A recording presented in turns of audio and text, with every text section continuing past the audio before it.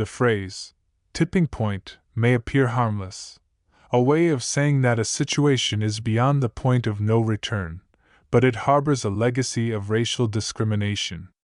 In America, some terminology operates like a wolf in sheep's clothing, hiding amid the flock of benign phrases. For instance, while cakewalk often refers to an easy task, this term is rooted in chattel slavery, a tradition of forcing enslaved black people to dance and compete for a slice. The phrase, tipping point, has a similar innocent facade, but those aware of the history can see bigotry lurking beneath the surface. Initially, the phrase, tipping point, had no racist connotations. For instance, an 1894 article published in the Santa Cruz Daily Sentinel referred to a conflict between the chief of police, Sheffer, and strikers. The writer described a scenario where protesters raised a car almost to the point of tipping over. However, during the 1950s and 60s, the phrase re-entered the American lexicon, this time with a racial objective, a way of encouraging or simply describing white flight.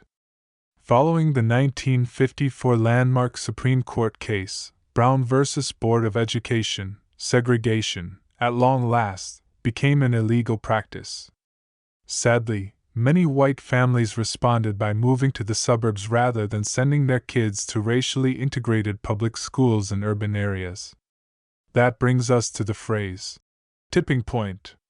One reporter, Homer Bigart, suggested in a 1959 New York Times article that some white parents may reluctantly accept integration to the extent of 10 to 15%. Exactly when the tipping point of white acceptance will be reached will depend upon the attitude of the individual white parent and upon the general white community attitude. Bigart's reference to their reluctance is a reminder that for much of this country's history, white people treated black people like a social problem they tolerated as opposed to respected members of their community.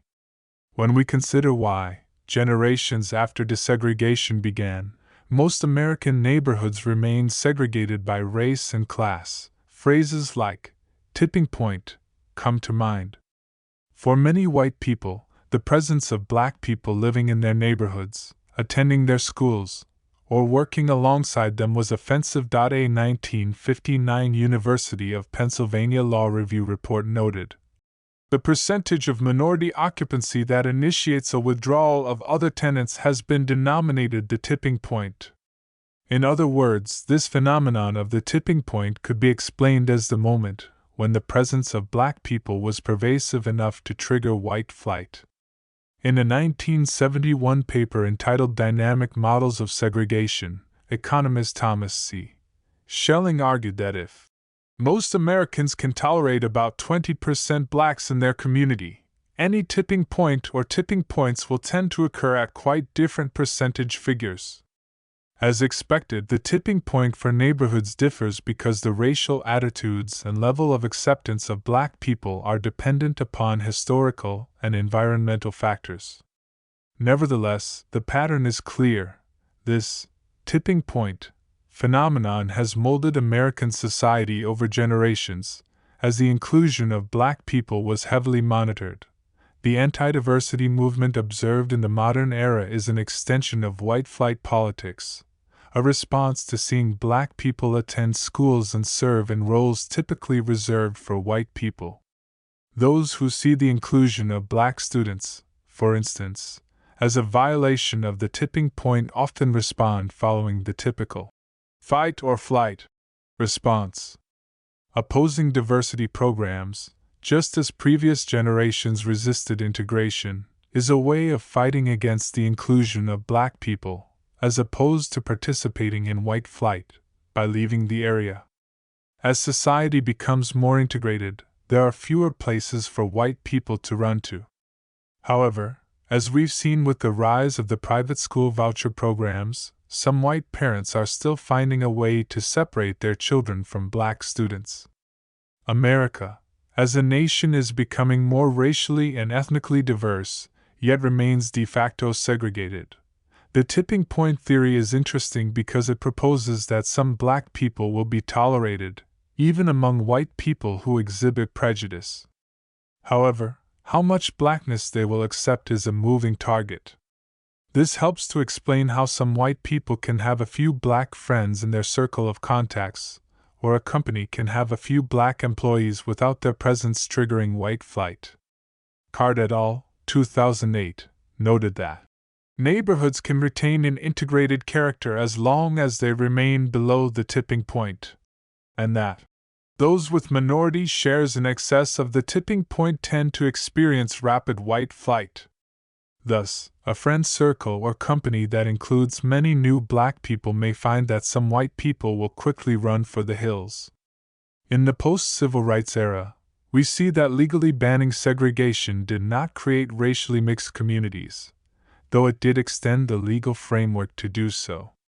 The government can ban racial discrimination but not racist attitudes and beliefs. Americans have yet to mitigate the anti-black racism in our society, and as a result, many white people continue to resist the inclusion of black people in their communities. While the tipping point varies given the nature of race relations in a given area, the point that it exists at all reveals the systemic nature of the problem. Attacks on diversity, equity, and inclusion (DI) programs further illustrate this point, as many adopt Bayesian racism, stereotype endorsement, claiming black applicants are not as intelligent or capable to justify blocking their access to opportunities. As with any phrase, how tipping point is used matters. Indeed, people have and continue to use this phrase outside of this racial context to refer to the point of no return. However, one mustn't overlook how this terminology has been used throughout American history. Phrases like critical point or pivotal moment are reliable synonyms without the racist baggage. Far too often, tipping point has been used as a way of shunning the inclusion of black people, using the justification that their presence would facilitate disruption to do so. For instance, a 1962 Pittsburgh Courier article shared the story of a black man who was welcomed in Village Creek but not on Split Rock Road because his moving there would upset the delicate racial balance since Negro occupancy had already reached the tipping point which might turn Split Rock Road into a ghetto if another Negro family moved in. The phrase exposes the long-standing resistance to racially mixed communities, businesses, and schools, which, beyond the threshold, provoke white fight or flight. Once we use a fresh pair of shears, we can see the tipping point is a wolf in sheep's clothing. More Americans should be aware of the racist legacy of the terminology, a way to explain white people's limited tolerance for the inclusion of black people.